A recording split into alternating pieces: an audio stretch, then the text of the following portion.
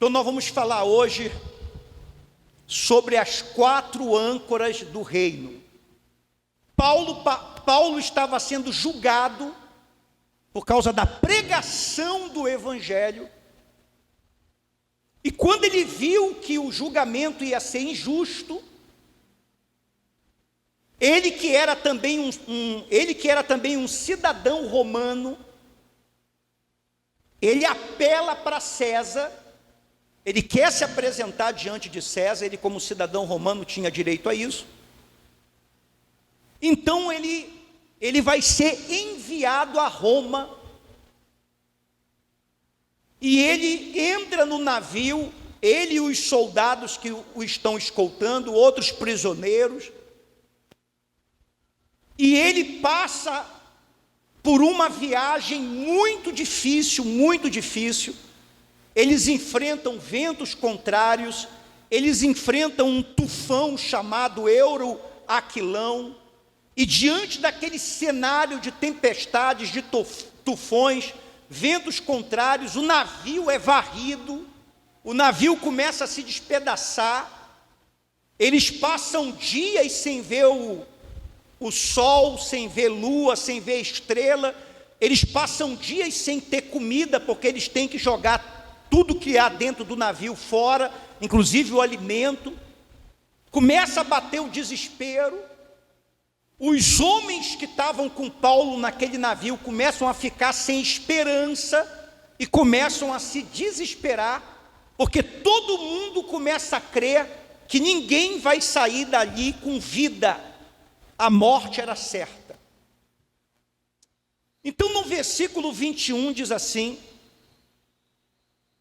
havendo todos estado muito tempo sem comer, Paulo, pondo-se em pé no meio deles, disse: senhores, na verdade era preciso terem me atendido e não partir de Greta, para evitar este dano e perda. Mas já agora vos aconselho bom ânimo, porque nenhuma vida se perderá de entre vós, mas somente o navio. Porque esta mesma noite um anjo de Deus, de quem eu sou e a quem eu sirvo, esteve comigo, dizendo: Paulo, não temas, é preciso que compareças perante César, e eis que Deus, por sua graça, te deu todos quanto navegam contigo. Portanto, senhores, tende bom ânimo, pois eu confio em Deus, que sucederá do modo por que me foi dito. Porém é necessário que vamos dar a uma ilha. Quando chegou a 14ª noite, sendo nós batidos de um lado para o outro do mar Adriático, por volta da meia-noite, pressentiram os marinheiros que se aproximava de alguma terra, e lançando o prumo, acharam 20 braças. Passando um pouco mais adiante, tornando a lançar o prumo, acharam 15 braças, e receosos de que fossem atirados contra lugares rochosos, lançaram da polpa 4 âncoras. Por isso que nós vamos falar das 4 âncoras do reino. Então eles foram vendo que eles estavam se aproximando de terra firme, o mar começava a ficar mais raso, e eles ficaram com medo do navio bater em rochedo. Então a Bíblia fala que eles lançaram quantas âncoras? Não estou ouvindo vocês, quantas âncoras? 4 âncoras. E oravam para que rompesse o dia, porque era noite, para que amanhecesse o dia. Você nunca pode ler a Bíblia como um livro comum. Você tem que ler a Bíblia e pedir a Deus qual é o sentido espiritual do que você está lendo. Porque a letra mata, mas é o Espírito que traz vida. Então, no reino de Deus, quais são essas 4 âncoras? O que representa aquelas 4 âncoras? Que quando tudo parecia estar perdido, tudo tinha chegado ao fim, eles lançaram 4 âncoras. O que representa essas 4 âncoras? Primeira âncora, olha aqui para mim, por favor. Quando você estiver numa situação de desespero total, quando o barco da tua vida, quando o navio da tua vida estiver sendo varrido por ventos contrários, você sabe que quando o vento é contrário, não adianta você fazer força contra o vento. Você sempre vai perder. Você sabe que o Senhor Jesus disse que no mundo nós teríamos aflições no plural. Vai ter momentos que vão vir ventos contrários contra você, contra mim, contra cada um de nós. Seja na saúde, seja na área sentimental, seja na área familiar, seja na vida financeira. E quando o vento é contrário, quanto mais força você faz para ir para frente, mais o vento te joga para trás.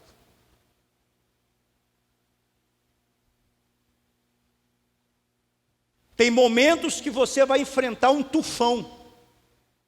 De vez em quando a gente assiste aí esses países que são varridos por tufões, por furacões. Você vê a destruição, ele deixa um rastro de destruição. Às vezes está tudo bem, você está vivendo uma boa fase da sua vida, as coisas estão tudo dando certo, está tudo encaixado no seu lugar. Quando menos você espera, vem um furacão, vem um tufão, só fica aquele rastro de destruição. E assim somos nós no barco que é a nossa vida, nesse oceano imenso que é a vida, muitas das vezes sendo sacudidos de lá para cá, de cá para lá. Você precisa ter essas 4 âncoras. Para que serve uma âncora no navio? Quem me diz aí? Para que serve? Para segurar o navio. Você vê que quando eles viram que o navio tinha o risco de bater contra as rochas, eles não lançaram uma não, porque o navio era grande. Eles tiveram que lançar quantas? 4. Então qual é a primeira âncora? Tome nota aí. Em momentos de grande luta, de grande desespero, de grande tribulação, em momentos em que o navio da tua vida está sendo varrido, a primeira âncora é a fé. Qual é a primeira âncora? Não estou ouvindo você. Qual é a primeira âncora? Fé. Essa é a primeira âncora que você tem que chegar e lançar já imediatamente. Você está vendo que a coisa está fugindo do controle. Você está vendo que está tudo dando errado. Você está vendo que o desespero está sendo grande. Você está vendo que isso está mexendo com o teu emocional, com o teu sentimental, com o teu físico. Você está perdendo a paz, você está perdendo o sono. Imediatamente lance a âncora da fé.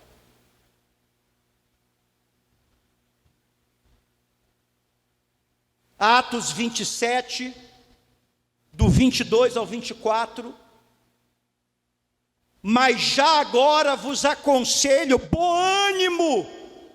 Olha Paulo lançando a âncora da fé. Naquele momento que todo mundo estava desesperado, Paulo lançou a âncora da fé. Bom ânimo. Quando nós lançamos a âncora da fé, quando todo mundo está desanimado, quando todo mundo joga a toalha, quando todo mundo entrega os pontos, nós temos bom ânimo. Todo mundo achava que ia morrer naquele navio, mas Paulo disse: porque nenhuma vida se perderá de entre vós, mas somente o navio, porque essa mesma noite o anjo de Deus, de quem eu sou e a quem eu sirvo. Nós aprendemos uma coisa que é muito forte. Primeiro você tem que ser de Deus, para depois você servir a Deus. Primeiro você tem que ser. Olha o que Paulo diz: daquele a quem eu sou. Daquele a quem eu sou e de quem eu sirvo. Tem gente que serve, mas não é. Você tem que primeiro ser para depois servir.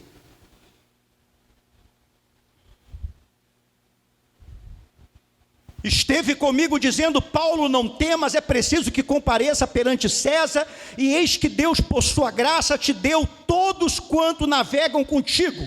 Âncora da fé. A fé vai te trazer certeza de que no final tudo vai dar certo.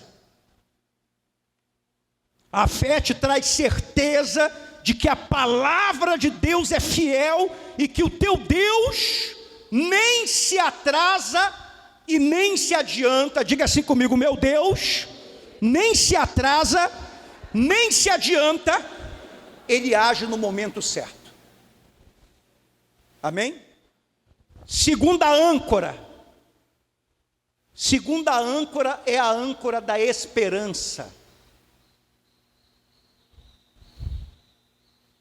Ter esperança é você não cair no desespero. Repete isso consigo: ter esperança é não cair no desespero, mesmo no pior momento da vida.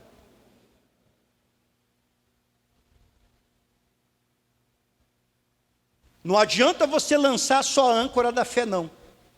Lance também a âncora da esperança.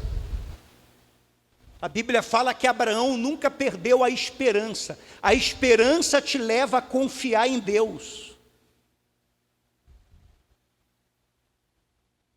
Todo mundo tinha perdido a esperança que ia sair com vida daquele navio. Todo mundo menos um. Quem foi?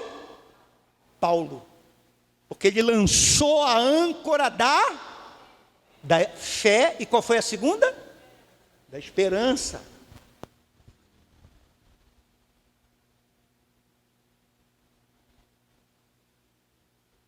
A esperança te diz o quê?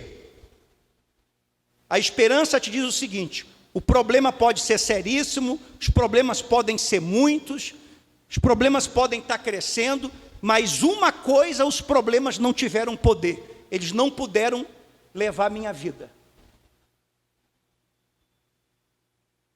Então, se eles não puderam tirar a minha vida, o diabo não pode completar o propósito dele na minha vida, porque Deus não permitiu. Então isso é esperança.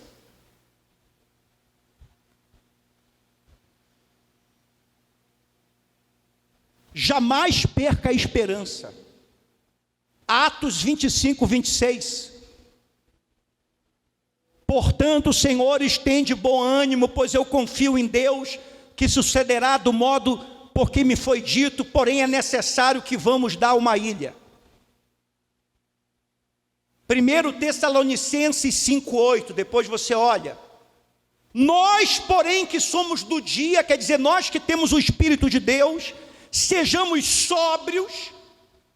Quer dizer, a gente jamais deve se embriagar com o pecado, jamais deve se embriagar com a dúvida, revestindo-nos da couraça da fé e do amor, e tomando como capacete a esperança da salvação.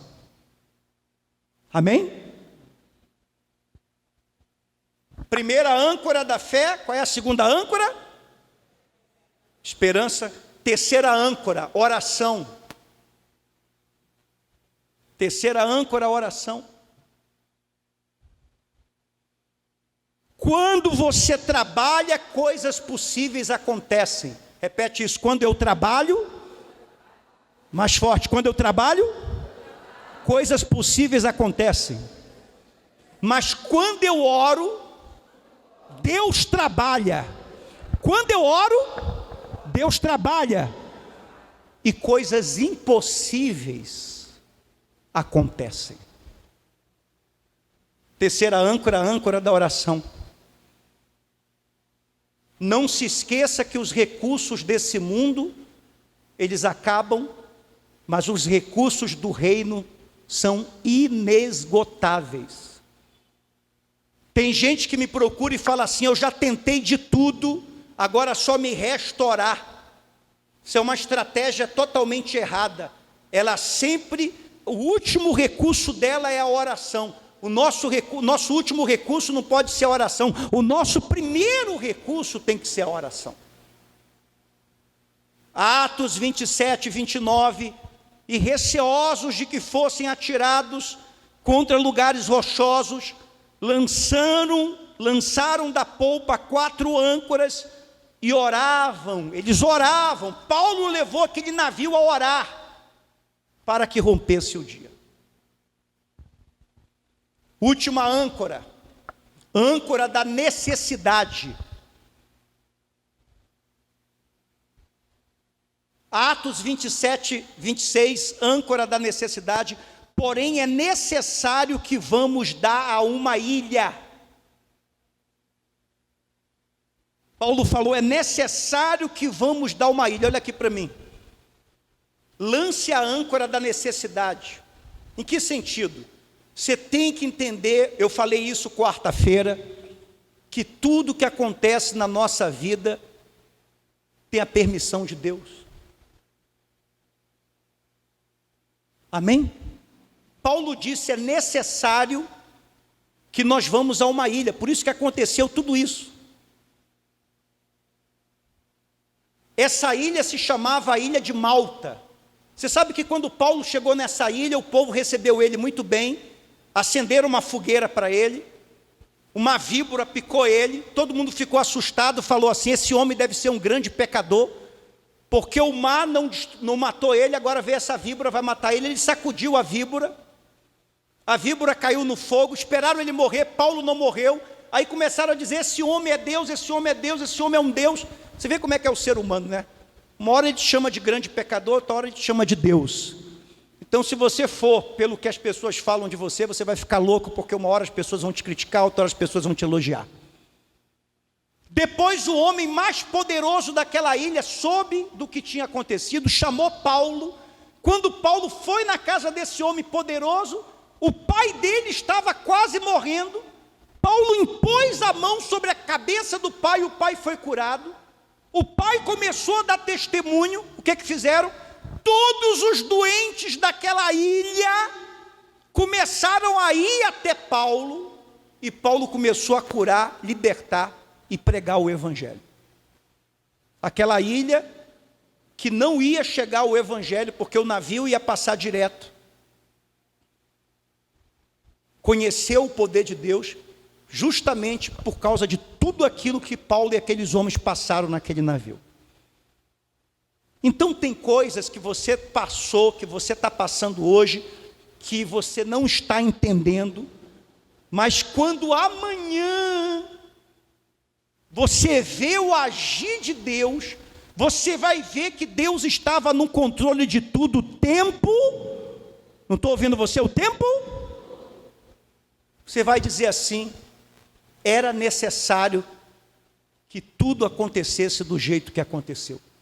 Porque tudo que Deus faz é bom, tudo que Deus faz é perfeito. Amém? Porque os meus pensamentos não são os pensamentos de Deus. Jogue a âncora da necessidade. Paulo falou, é necessário que nós cheguemos a uma ilha. Deus me mostrou isso. Então é necessário que você chegue no lugar que Deus determinou.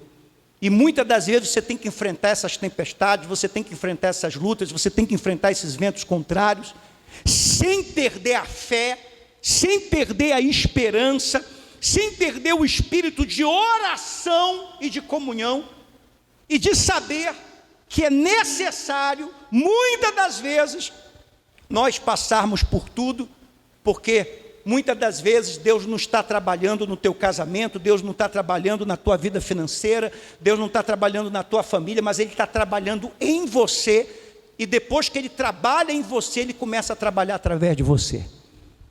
Amém? 4 âncoras. Qual é a primeira? Fé. Qual é a primeira âncora? Qual é a segunda? Esperança. Jamais perca a esperança. Qual é a terceira? Oração. A oração não pode ser o último recurso, é o primeiro recurso. Qual é a quarta? Necessidade.